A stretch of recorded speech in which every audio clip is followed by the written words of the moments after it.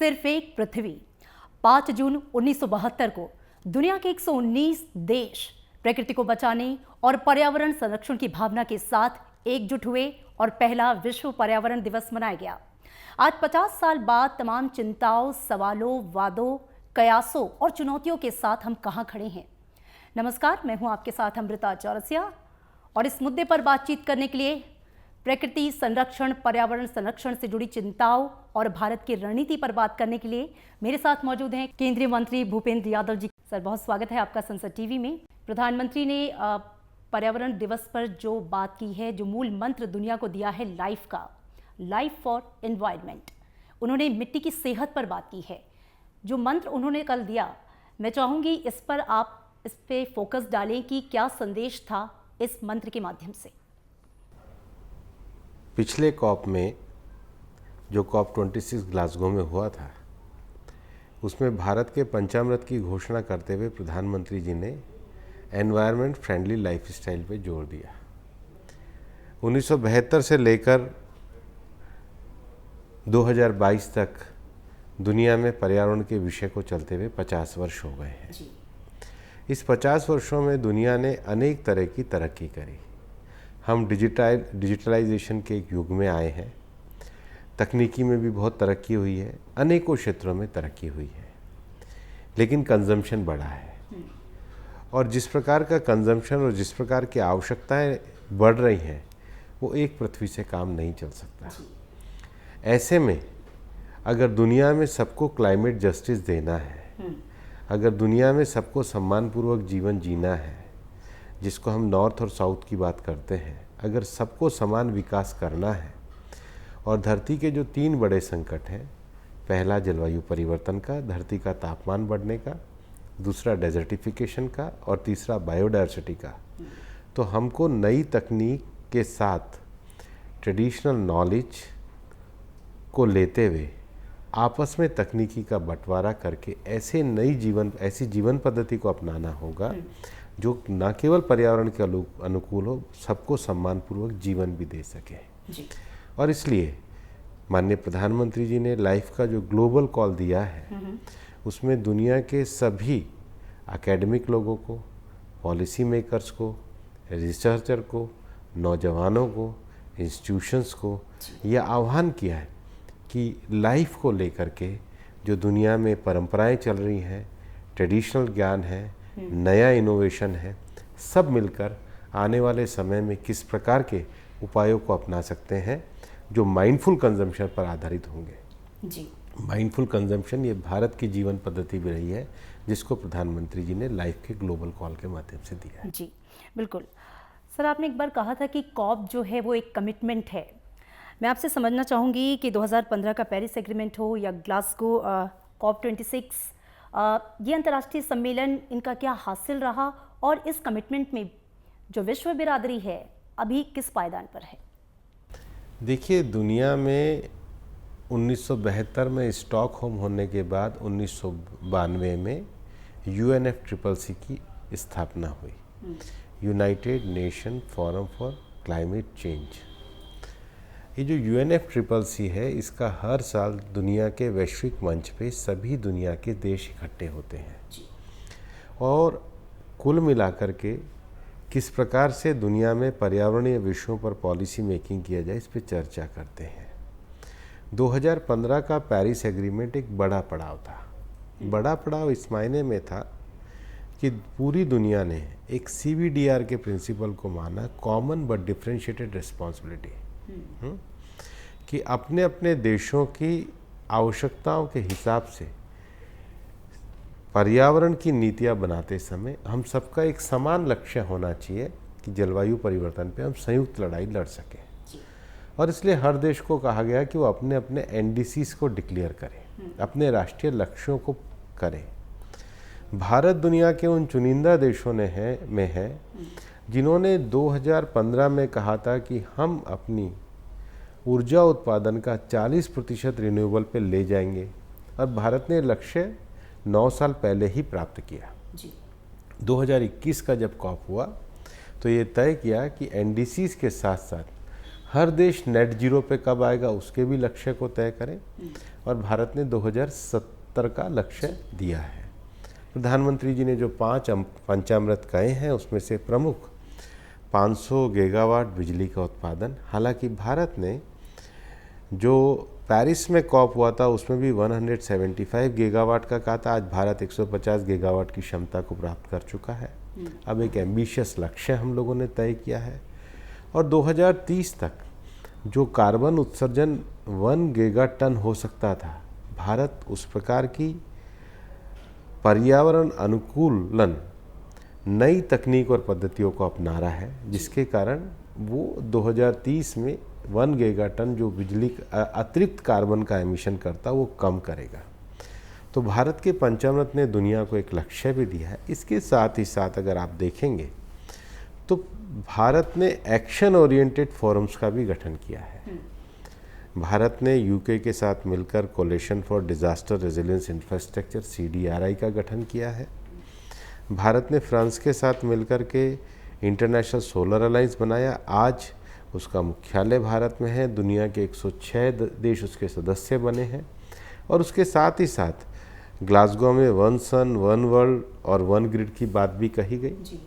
उसके साथ जो तीसरा एक बड़ा विषय है जिसको कहते हैं लेड IT, जिसमें विभिन्न हार्ड टू अबेट इंडस्ट्री जहाँ सबसे ज़्यादा कार्बन एमिशन होता है, जैसे स्टील है, सीमेंट है, ट्रांसपोर्टेशन है, दुनिया के देश यूके US जैसे देश भी शामिल है। स्वीडन के साथ मिलकर एक लीड IT फोरम की भी स्थापना करिए कि इन क्षेत्रों में हम कार्बन उत्सर्जन कम हो उसके लिए क्या नई तकनीकों को अपनाएंगे।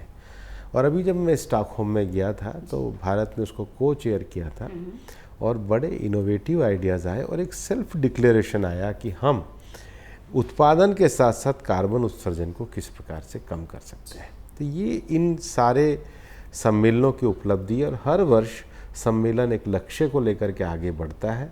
और दुनिया, चूँकि दिस इज़ ओनली 1 प्लैनेट, एक ही पृथ्वी है, जो आपने अपने वक्तव्य की शुरुआत में कहा, हम सब मिलकर इसको बचाने के लिए, इसके पर्यावरण को अनुकूलन रखने के लिए क्या उपाय कर सकते हैं, इसके लिए कॉप में दुनिया के देश इकट्ठे होते हैं। बिल्कुल सर, अगर मैं सौर ऊर्जा की बात करूं तो देश में इस क्षेत्र में बहुत तेज़ी से काम हुआ है, और हमारी जो सोलर एनर्जी कैपेसिटी है वो करीब 18% तक बढ़ी है। एक सूर्य, एक विश्व, एक ग्रिड, क्या कॉन्सेप्ट है इसका, और भारत जिस तरीके से काम कर रहा है दुनिया के लिए एक मिसाल है, और दुनिया के दूसरे देशों को भी कहीं ना कहीं राह दिखा रहा है। देखिए, माननीय प्रधानमंत्री नरेंद्र मोदी जी का जो नेतृत्व है रिन्यूएबल के क्षेत्र में, एक्शन के क्षेत्र में, पर्यावरण के क्षेत्र में, वो दुनिया के सामने एक वैश्विक नेतृत्व है जी। और जब वे गुजरात के मुख्यमंत्री थे, दुनिया के कई देशों ने क्लाइमेट डिवीज़न की स्थापना नहीं करी थी, तब उन्होंने अपने राज्य में करी थी। उस समय प्रधानमंत्री जी ने एक कन्वर्जेंस के ऊपर बहुत अच्छी पुस्तक भी लिखी थी, और वास्तव में उन्होंने उस पुस्तक में उस प्रकार की दिशा दी थी कि हम किस प्रकार ग्रीन एनर्जी का कन्वर्जेंस करके विकास के लक्ष्यों को हासिल कर सकते हैं। ज़्यादा ऊर्जा का उत्पादन इसलिए करना पड़ता है कि आपको देश के सब लोगों को अगर सम्मानपूर्वक जीवन देना है तो आपको ज़्यादा ऊर्जा का उत्पादन करना पड़ेगा। पृथ्वी पर सूर्य के द्वारा जो ऊर्जा आती है, जितनी क्षमता उससे 8 गुना ज़्यादा आती है। तो ऐसे में ग्रिड बना करके जब यहाँ रात हो रही है तो सूरज की ऊर्जा को ट्रांसफॉर्मेशन वहाँ किया जाए, इसको ही 1 सन 1 वर्ल्ड 1 ग्रिड का नाम दिया गया। ये एक बहुत ही व्यापक रूप से धरती में वैकल्पिक ऊर्जा देने का एक बहुत कारगर तरीका है, और ये खुशी है इसका नेतृत्व माननीय प्रधानमंत्री जी के नेतृत्व में भारत कर रहा है जी। सर, अगर मैं कार्बन उत्सर्जन की बात करूं, प्रधानमंत्री ने भी कहा कि विकसित देशों की जिम्मेदारी ज़्यादा बनती है। 17% आबादी दुनिया की होने के बावजूद भी भारत का जो कार्बन एमिशन है वो 4%, 3 से 4 के आसपास है, और सबसे ज़्यादा जो है वो उनके खाते में है। ऐसे में चूंकि हम विकासशील देश हैं, हमारे पास चुनौतियाँ ज़्यादा हैं, विकसित देशों की क्या जिम्मेदारी बनती है, और क्या वो अपनी जिम्मेदारी पूरी तरीके से निभा रहे हैं? यही एक दुर्भाग्य का विषय है कि विकसित देशों ने अपनी जिम्मेदारी को नहीं निभाया। 2009 में जब कोपेनहेगन में कॉप हुई थी तो दुनिया के विकसित देशों ने अपनी ऐतिहासिक जिम्मेदारी को स्वीकार किया था, और स्वीकार करने के बाद कहा था कि चूंकि उनका कार्बन उत्सर्जन ज़्यादा हुआ है, उन्होंने विकास को ज़्यादा चुना है, विकास को ज़्यादा प्राप्त किया है, ऐसे में ये आवश्यक है कि जो विकसित देश है वो विकासशील देशों को साधन की उपलब्धता कराए। और उन्होंने $100 बिलियन की बात कही थी, वो उन्होंने पूरी नहीं करी। और अभी जब ग्लासगो में कॉप हुआ था तो माननीय प्रधानमंत्री जी ने विकासशील देशों के विषयों को रखते हुए कहा भी था कि आज की स्थिति में वो जो $100 बिलियन है वो $1 ट्रिलियन होना चाहिए। तो उन्होंने अपने लक्ष्यों को पूरा नहीं किया। दूसरा विषय जो है वो टेक्नोलॉजी ट्रांसफ़र का है। आप ये तो चाहते हैं कि कार्बन उत्सर्जन कम हो, तो नवीनतम जो टेक्नोलॉजी का विकास है, जो पर्यावरण अनुकूलन है, वो विकासशील देशों में बांटनी चाहिए। और इसलिए जो पर्यावरण के आज की परिस्थिति के लिए जिम्मेदार नहीं है, वही सबसे ज़्यादा ज्वलनशील परिस्थिति में वल्नरेबल कंट्रीज़ है। भारत भी उनमें से एक है। तो भारत विकासशील देशों की मुखर आवाज़ बना है। दुनिया में विकसित देशों की आबादी 17% है, उनका कार्बन एमिशन 60% है। हमारी आबादी 17% है, हमारा कार्बन एमिशन 4% है। और हमारा पर कैपिटा तो दुनिया में सबसे कम है। ये भारत की जीवन पद्धति के कारण है। और इसलिए विकसित देशों को निश्चित रूप से उनका जो किया हुआ वादा है वो पूरा करना चाहिए। साधन की उपलब्धता जो $100 बिलियन उनका प्लेज है, उसके साथ ही साथ जो टेक्नोलॉजी ट्रांसफ़र है उस विषय को उनको पूरा करना चाहिए। दुर्भाग्यपूर्ण है उन्होंने अपने लक्ष्यों को पूरा नहीं किया है। और पिछली बार जो कॉप हुआ था ग्लासगो में, उसमें स्टेटमेंट में भी ये लिखा था, स्टेटमेंट में कहा गया था कॉप में कि विकसित देश इस बात के लिए अपना अत्यधिक रूप से अपना क्षमा भाव प्रकट करते हैं, पर शब्दों से तो फर्क नहीं पड़ेगा, व्यवहार और कार्य को जमीन पे उनको उतारना पड़ेगा। बिल्कुल, जो कह रहे हैं वो करना होगा। आईपीसीसी की जो रिपोर्ट है ये है अप्रैल 2022 में, उसमें भी कहा है कि जो वित्तीय सहयोग है, जो टेक्नोलॉजी ट्रांसफ़र की आपने बात की, वो उनकी जिम्मेदारी बनती है कि वो विकासशील देशों के साथ साझा करें। सर, यूएन की एक रिपोर्ट आई है, उसमें कहा गया है कि पिछले कुछ सालों में हम देख रहे हैं कि प्राकृतिक आपदाओं की जो संख्या बहुत तेज़ी से बढ़ी है। दुर्भाग्य है कि इन प्राकृतिक आपदाओं का जो सबसे ज़्यादा असर है वो विकासशील देशों पर है, भारत जैसे देशों पर है। उन्हें अपनी जीडीपी का सालाना 1% का नुकसान हो रहा है। बहुत बड़ी चुनौती है ऐसे में हमारे जैसे देशों के लिए। किस तरीके से हम टैकल कर रहे हैं इन चीज़ों को? देखिए, दोनों तीनों तरह की बात है। क्लाइमेट चेंज के कारण खासकर एशिया और साउथ एशिया में जो समुद्र तल हैं उनका लेवल बढ़ने का, सी राइजिंग की बात है, ग्लेशियर के पिघलने की बात है, ज़्यादा बड़ी हीट वेव आने की बात है। और हमने देखा है कि हिंद महासागर के क्षेत्र से तूफ़ान ज़्यादा उठे हैं। आम्फान जैसा तूफ़ान आया, ताउते जैसा तूफ़ान भारत के पश्चिमी क्षेत्र में आया। ये सब कारण जो है ये पर्यावरण में जलवायु परिवर्तन के कारण हमको देखने को मिलते हैं। लेकिन जलवायु परिवर्तन के इन विषयों का जो भारत की हमेशा से नीति जो सोच रहा है उसका समर्थन ही आईपीसीसी की रिपोर्ट करती है। और पश्चिम के देश भी कहते हैं आईपीसीसी की रिपोर्ट साइंस है, तो आप उस पर इम्प्लीमेंट करिए, दुनिया को बचाने के लिए आप आगे आइए, आप अपनी जिम्मेदारियों को स्वीकार करिए, इतना उनको करना चाहिए। बिल्कुल, सर्कुलर इकॉनमी और ग्रीन इकॉनमी की तरफ भारत बढ़ रहा है। किस तरीके से हम इस दिशा में आगे बढ़ रहे हैं और कितना ये आने वाले हमारे भविष्य के लिए, जो भारत कहता है कि चूंकि संतुलन बिठाना एक बड़ी चुनौती है विकास और पर्यावरण संरक्षण के साथ। देखिए, सर्कुलर इकोनॉमी का अर्थ है कि हमारे को रीयूज, रीसाइकिल और रीप्रोड्यूस चीज़ों को करना पड़ेगा। मान लीजिए आपका ये स्टैंड, आपका जो कैमरे में इस समय लगा हुआ है, ये लोहे का है, कल को ये प्रयोग में नहीं आता तो हम इसको रीयूज़ करके नई चीज़ में प्रयोग कर सकते हैं। हम गाड़ियों में जो स्टील है, नया तरीके से बार बार धरती को खोदने की बजाय जो आवश्यक चीज़ें हैं उनको रीसाइकल और रीयूज़ किस प्रकार से कर सकते हैं।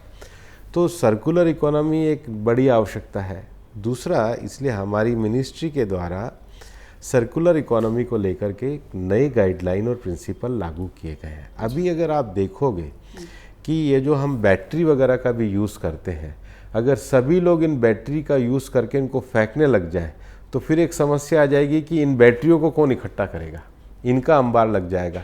तो ये रीयूज़ कैसे हो सकते हैं, इसलिए एक्सटेंडेड प्रोड्यूसर लाइबिलिटी, इस रेगुलेशन को हम लोगों ने लागू किया। लेकिन उसके साथ ही साथ दुनिया में जो एक बड़ा विषय है वो प्लास्टिक का विषय। 2018 में माननीय प्रधानमंत्री जी ने कहा था कि प्लास्टिक का जो सिंगल यूज़ प्लास्टिक है उस पर बैन होना चाहिए। हमारी मिनिस्ट्री ने नोटिफिकेशन भी किया, 8 महीने का समय भी दिया, अभी 1 जुलाई 2022 से लागू हो जाएगा। 120 mm से कम का जो प्लास्टिक है उसको पूरी तरीके से हमने प्रतिबंधित कर दिया, क्योंकि ये नालियों में जमा हो जाता है।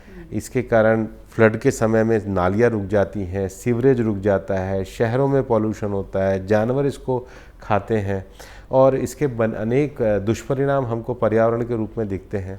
तो single use plastic ban, extended producer liability, battery के लिए और सर्कुलर इकोनॉमी का अर्थ है कि हम चीज़ों को वापस से रीयूज़ करें ताकि धरती का भी दोहन शोषण कम हो और चीज़ें सही तरीके से अपने ढंग से वापस से उपयोग में आ सकें। जी।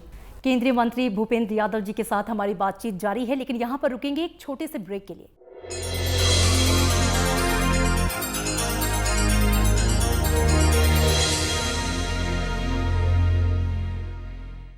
ब्रेक के बाद स्वागत है आपका। आप देख रहे हैं खास बातचीत केंद्रीय मंत्री भूपेंद्र यादव जी के साथ। सर, एक और महत्वपूर्ण प्रश्न था जो कि पर्यावरण से जुड़ा है। हम जाने कि प्रदूषण का जो स्तर है वो एक आपात स्थिति में पहुंच गया है और ये स्थिति सिर्फ दिल्ली की नहीं बाकी राज्यों की भी है। ऐसे में केंद्र सरकार दूसरे राज्यों के साथ मिलकर इस गंभीर मुद्दे पर क्या प्लान कर रही है, किस तरीके से काम किया जा रहा है? प्रधानमंत्री जी के द्वारा national clean air mission programme को किया गया है, उसके लिए वर्कशॉप हो रही है। वायु प्रदूषण की जो समस्या है उसके कई कारण हैं। पहला व्हीकल है। भारत एक ऐसा देश बना है जो BS4 नहीं, BS4 से BS5 में सीधा BS6 की तरफ गए हैं। तो जो हमने व्हीकल पोल्यूशन है इसके लिए एक बहुत बड़ा कदम देश ने उठाया है। दूसरा जो विषय है वायु प्रदूषण का वो हजार्डियस वेस्ट के जलने का है ना, अप्रदूषित कारकों के जलने का, उसके लिए कार्यक्रम किया है। प्रधानमंत्री जी ने national clean air mission programme जो है वो 100 शहरों में लागू करने की बात करी है। 15वें वित्त आयोग के द्वारा उसके लिए साधन और राशि उपलब्ध कराई गई है और शीघ्र ही देश के 100 शहरों में स्वस्थ वायु प्रदूषण के लिए नेशनल क्लीन मिशन प्रोग्राम को जन भागीदारी के साथ और आगे बढ़ाया जाए। भूपेंद्र जी, हम जानते हैं कि जो जैव विविधता है, बायोडाइवर्सिटी, वो हमारे जीवन का आधार है और कहीं ना कहीं हम अपनी लाइफस्टाइल में उसे खोते जा रहे हैं। बायोडाइवर्सिटी को बचाने के लिए और इसकी इम्पोर्टेंस को देश को, दुनिया को बताने के लिए जो हमारी कोशिशें हैं भारत की, वो कितनी महत्वपूर्ण है और मैं चाहूँगी आप उस पर भी प्रकाश डालें। देखिए, बायोडाइवर्सिटी का अर्थ ये है कि हमारा देश तो सबसे ज़्यादा भौगोलिक विविधता के कारण है। हमारे देश में एक तरफ हिमालय के बर्फ़ के क्षेत्र हैं तो राजस्थान में थार का रेगिस्तान है, एक तरफ हमारे वेस्टर्न घाट जैसे हैं तो इसका दक्षिण भारत का पठारी क्षेत्र है, एक तरफ गंगा और यमुना के मैदान हैं तो 6-7 हज़ार किलोमीटर से लंबी हमारी समुद्री सीमा है। और प्रकृति की इन विविधताओं के कारण अनेक जैव वनस्पतियाँ अलग अलग होती हैं। भारत में लगभग 4000 से ज़्यादा जैव वनस्पतियाँ अलग अलग हैं। उसके साथ केवल बायोडाइवर्सिटी, आप ये सोचिए फूल और पौधे नहीं हैं, यहाँ रहने वाले पशु पक्षी सब लोगों का एक पूरा विश्वास। इसलिए हमारे यहाँ पर 8,07,000 हेक्टेयर से ज़्यादा का वन क्षेत्र है, हमारे यहाँ रिजर्व वन क्षेत्र है। लेकिन भारत की एक बड़ी पद्धति आयुष और आयुर्वेद की भी पद्धति रही है और हम चाहते हैं इसमें अंतर्राष्ट्रीय स्तर का एकेडमिक रिसर्च हो। और सबसे बड़ी बात है कि जो हमारे फॉरेस्ट हैं वो सबसे ज़्यादा फॉरेस्ट डिपेंडेंट लोगों के ऊपर है, जो ट्राइबल कम्युनिटी है, उनका एक्सेस बेनिफिट शेयरिंग हो। इसके लिए जो नियोगा प्रोटोकॉल में जो बायोडाइवर्सिटी के नियम हैं उनको हमारे यहाँ एडॉप्ट किया है। न केवल एडॉप्ट किया है, एडॉप्ट करने के साथ ही साथ हमारे बायोडायवर्सिटी कंजर्वेशन के काम हुए हैं। देश में 2.5 लाख से ज़्यादा गांव में बायोडायवर्सिटी के रजिस्टर बने हैं। देश में बायोडायवर्सिटी के फोरम्स बने हैं, उनको बनाने के लिए करने के लिए काम हुआ है। नेशनल बायोडायवर्सिटी बोर्ड का गठन किया है। और अभी पिछले ही महीने मैं चेन्नई गया था और हमने देश के सारे बायोडायवर्सिटी के कंजर्वेशन को लेकर एक वर्कशॉप करके इसको और आगे नीचे तक लोगों तक ले जाने के लिए, इसके संरक्षण के लिए कार्य को एक मिशन के स्तर पे हम लोग कर रहे हैं। जी, अभी आप स्टॉकहोम से ही लौटे हैं। वहाँ पर पर्यावरण को लेकर जो विकसित देशों के साथ आपकी बातचीत हुई, भारत ने इस बार अपना क्या पक्ष रखा? हमारा सबसे बड़ा विषय ये है कि दुनिया में पर्यावरण के 50 साल पूरे होने के बाद जो विकास का मॉडल हमारे देश में बनाया है, उसमें हम लोगों ने प्रगति के साथ साथ पर्यावरण के विषयों का ध्यान रखा है। लेकिन ये पर्यावरण के विषयों के लक्ष्यों को दुनिया तब वापस ला सकती है जब पूरी दुनिया सेम लेवल प्लेइंग फील्ड पे आएगी। इसलिए विकसित देशों को अपनी ऐतिहासिक जिम्मेदारियों को स्वीकार करते हुए विकासशील देशों को आर्थिक सहायता और टेक्नोलॉजी ट्रांसफ़र देना चाहिए। दूसरा, माननीय प्रधानमंत्री जी ने जो लाइफ का मंत्र दिया है, एनवायरनमेंट फ्रेंडली लाइफस्टाइल, उसको दुनिया को अडॉप्ट करते हुए, जिसको माइंडफुल कंजम्पशन कहते हैं, माइंडफुल डिस्ट्रक्शन नहीं, माइंडफुल कंजम्पशन की ओर दुनिया को बढ़ना चाहिए, ये विषय प्रमुखता से रखा गया। क्योंकि हम जानते हैं कि जो क्लाइमेट है वो ज्योग्राफिकल बाउंड्रीज को नहीं मानता। ऐसे में जो कोशिशें हैं, प्रयास हैं, वो 360 डिग्री पर होने चाहिए। कितना मुश्किल लगता है ये? सबको अपनी अपनी जिम्मेदारियों को स्वीकार करना होगा और हम दुनिया के विकासशील देशों को आगे लेते हुए बढ़ना चाहते हैं। और दुनिया में ये भारत ने दिखाया भी है कि जो क्लाइमेट चेंज है ये केवल भाषण का विषय नहीं है, इसके लिए स्ट्रॉन्ग एक्शन लेने चाहिए। एक्शन आधारित फॉरम जो है भारत ने जिस प्रकार से दुनिया में बनाए हैं, मुझे लगता है कि आने वाले समय में पर्यावरण के इस विषय में भारत दुनिया को लीड भी करेगा और अपने एग्जाम्पल से आगे बढ़ने के लिए प्रेरित भी करेगा। और माननीय प्रधानमंत्री जी के नेतृत्व में इन लक्ष्यों को हम निश्चित रूप से हासिल करेंगे। बिल्कुल, तो पर्यावरण के क्षेत्र में भी भारत विश्व गुरु की भूमिका निभा रहा है और आगे भी निभाएगा। पर्यावरण मंत्रालय संभालते हैं, उसके साथ ही आप एक बहुत ही अहम मंत्रालय की जिम्मेदारी जो कि श्रम मंत्रालय है, उसे भी संभालते हैं। प्रधानमंत्री ने एक बार कहा था कि सत्यमेव जयते बहुत महत्वपूर्ण है, लेकिन श्रमेव जयते ये भी किसी राष्ट्र के विकास के लिए बहुत ज़्यादा महत्वपूर्ण है। हमने देखा है कि पिछले 8 सालों में आपकी सरकार ने, मोदी सरकार ने श्रमिकों के लिए, उनके विकास के लिए, उनको प्रोटेक्ट करने के लिए बहुत बड़े कदम उठाए हैं। आगे की क्या योजनाएं हैं? हमने देश के 29 कोड को सबस्यूम करके 4 लेबर कोड बनाए हैं। पहला कोड इंडस्ट्रियल रिलेशन के संबंध में है, दूसरा जो है वेजेस के संबंध में है, तीसरा ऑक्यूपेशनल सेफ्टी के संबंध में है और चौथा सोशल सिक्योरिटी के संबंध में है। अगर आप इस देश के श्रमिकों को सम्मान देना चाहते हैं तो जो संगठित क्षेत्र के लोग हैं, संगठित क्षेत्रों के रोजगार के साथ साथ असंगठित क्षेत्र में जहाँ 90% से ज़्यादा लोग हैं, उनका डाटा उपलब्ध होना चाहिए। और इसलिए हमारे मंत्रालय ने ई श्रम का पोर्टल बनाया है, उसमें 28 करोड़ लोगों को रजिस्टर्ड कराया है। न केवल 28 करोड़ लोगों को रजिस्टर्ड कराया, उनको बीमा और दुर्घटना जैसी सुरक्षा प्रदान करी है। 400 से ज़्यादा ऑक्यूपेशंस को हम लोगों ने आइडेंटिफाई किया है। भविष्य में टेक्नोलॉजी के कारण जो आप गिग वर्कर और प्लेटफॉर्म वर्कर हैं, वो आर्टिफिशियल इंटेलिजेंस के द्वारा संचालित होंगे। उनकी सोशल सिक्योरिटी को हमने कंसर्न दिया है। श्रम विभाग के द्वारा 2 बड़ी योजनाएं चलाई जाती हैं। एक प्रोविडेंट फंड के कारण हम श्रमिकों के पैसों के ट्रस्टी हैं। ESIC के कारण हम उनकी सेवा का कार्य भी करते हैं। ESIC के अस्पतालों की क्षमता विस्तार का कार्यक्रम किया जा रहा है, जन आरोग्य योजना के साथ उसको जोड़ा जा रहा है और एक कल्याणकारी श्रमिक राज्य की ओर हम लोग अग्रसर हैं। प्रधानमंत्री ने अपने कार्यकाल के, जो मोदी सरकार है, 8 साल पूरे किए हैं और इन 8 सालों की उपलब्धियां जो हैं वो अपने आप में ऐतिहासिक हैं। बहुत सारी ऐसी चीज़ें हैं जिन्होंने इतिहास बनाया। लेकिन मैं आपसे भी समझना चाहूँगी कि किन बड़ी उपलब्धियों को आप कोट करना चाहेंगे जो सबके साथ, सबके विकास के साथ आगे बढ़ रही हैं? देखिए, सबसे बड़ी बात है कि इस देश में 2014 में शासन संभालने के बाद प्रधानमंत्री नरेंद्र मोदी जी के नेतृत्व में जो पिछले 10 साल के यूपीए के शासनकाल में पॉलिसी पैरालिसिस था, उसको तोड़ करके हम लोग आगे निकले। एक लंबे समय से देश चाहता था कि आर्थिक क्षेत्र में IBC जैसा कानून आए, सामाजिक दृष्टि से ओबीसी वर्ग चाहता था कि उनको संवैधानिक दर्जा मिले।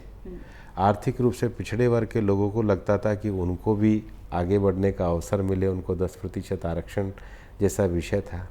लंबे समय में देश के टैक्स रिफॉर्म्स के लिए जीएसटी जैसा विषय पेंडिंग पड़ा था। तो ये एक पॉलिसी को पैरालिसिस को ख़त्म करके नया विषय करा। दूसरा, देश के बजट का सही उपयोग हो, इसलिए बजट की तारीख को 1 फरवरी किया गया। राष्ट्रीय सुरक्षा जैसे विषयों पे भारत मजबूत हुआ। अंतर्राष्ट्रीय क्षेत्र में भारत की एक मजबूत राष्ट्र की छवि बनी। भारत के नागरिक अगर कहीं संकट में आए तो सरकार उनको लेकर के आई, चाहे अफगानिस्तान से लाना हो, चाहे यूक्रेन से लाना हो। और उससे भी बड़ी बात, सुरक्षा, संरक्षा और विकास को देखते हुए 8 सालों में एक ऐसा विषय बना कि लास्ट माइल डिलीवरी और टारगेटेड डिलीवरी। अगर प्रधानमंत्री जी ने कहा कि हर गांव में बिजली पहुंचनी चाहिए तो 5 साल में हर गांव में बिजली पहुंची। अगर प्रधानमंत्री जी ने कहा कि हर महिला के जीवन में परिवर्तन आना चाहिए तो उज्ज्वला योजना पहुंची। अगर प्रधानमंत्री जी ने ये कहा कि सभी किसानों को मौसमी अनिश्चितता के कारण उनको एक सहायता मिलनी चाहिए तो किसान सम्मान निधि 10 करोड़ मिली। और सरकार के द्वारा तीसरा जो परिवर्तन है कि जनधन, आधार और मोबाइल, ये जो जैम का जो टेक्नोलॉजी ट्रांसफ़र हुआ, ये बहुत बड़ा विषय हुआ। भ्रष्टाचार मुक्त सरकार चली, ट्रांसपेरेंसी आई, और सबसे बड़ी बात है कि देश में संवैधानिक संस्थाओं का सम्मान बहाल हुआ। तो देश एक ट्रांसफॉर्मेशन के दौर से 8 साल में निकला। और इसलिए आज पूरी दुनिया में प्रधानमंत्री जी के वैश्विक नेतृत्व को स्वीकार किया जा रहा है और भारत की एक बड़ी भूमिका को दुनिया में देखा जा रहा है। और कोविड जैसी महामारी के समय में 2 साल के अंदर ही एक स्वदेशी वैक्सीन का उत्पादन करके 125 करोड़ लोगों का टीकाकरण करना और अर्थव्यवस्था को फिर से इन संकटों के बाद उभारना, ये प्रधानमंत्री जी के नेतृत्व के कारण ही संभव हुआ है। भूपेंद्र यादव जी, बहुत बहुत शुक्रिया आपका इस पूरी बातचीत के लिए। तो हम जानते हैं कि हमारे पास रहने के लिए सिर्फ एक ग्रह है, सिर्फ एक पृथ्वी, और इसे बचाना हम सबका दायित्व है। तो आइए मिलकर सामूहिक प्रयास करें अपने एकमात्र घर, अपनी पृथ्वी को बचाने के लिए। इसी के साथ फिलहाल दीजिए इजाजत। नमस्कार।